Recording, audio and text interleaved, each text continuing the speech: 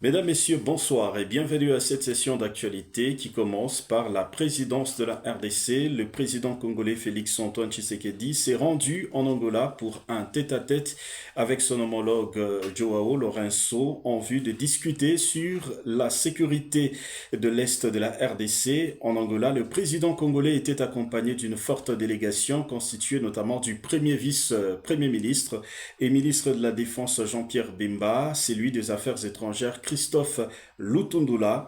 Lors de ces échanges, le président congolais est resté sur sa position concernant le retrait immédiat des troupes militaires du RDF du territoire congolais, la cessation des hostilités au front et le cantonnement de rebelles du groupe terroriste M23.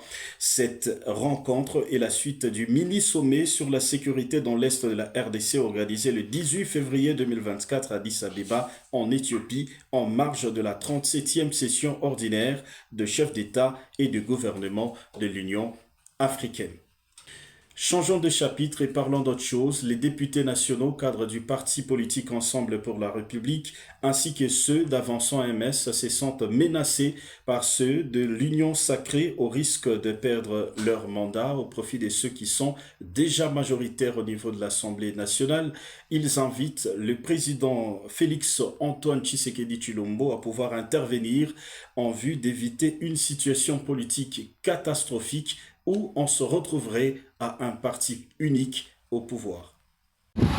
Déclaration politique des députés nationaux de l'opposition, Ensemble et Avançons MS. Nous, députés nationaux des regroupements politiques, Ensemble et Avançons MS, proclamés élus provisoirement par la CENI pour la 4e législature de l'Assemblée nationale 2024-2028, réunis ce mardi 27 février 2024 pour examiner la situation politique de notre pays à l'issue de la proclamation des résultats provisoires à la députation nationale le 14 janvier 2024. Faisons la déclaration suivante. 1. Les élections du 20 décembre 2023 se sont déroulées dans un contexte général caractérisé par des irrégularités et une fraude sans précédent. 2. À l'issue des enquêtes internes de la CENI, un groupe de 82 candidats a été invalidé et une liste complémentaire de plus d'une centaine annoncée de fraudeurs n'a jamais été rendue publique ni sanctionnée. 3.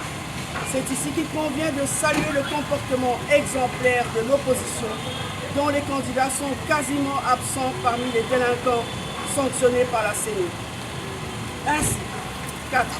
Il faut considérer que les rescapés de l'opposition, soit moins de 29 élus sur 477, proclamés provisoirement par la CENI, méritent leur siège et ont été régulièrement élus, contrairement à ceux de l'Union sacrée qui détenaient illégalement des machines à voter.